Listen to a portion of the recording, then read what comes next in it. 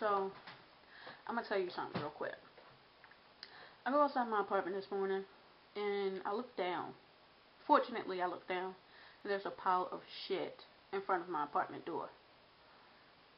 So, I walk a little bit further, another pile of shit. Okay? So, I come back in my apartment.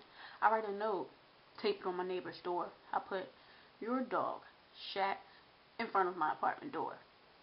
And put the letter of my apartment. A little while later, I hear them scrubbing. They walk away. Now it smells like shit and vomit. A little while later, they come back with, I guess, some kind of cleaning product.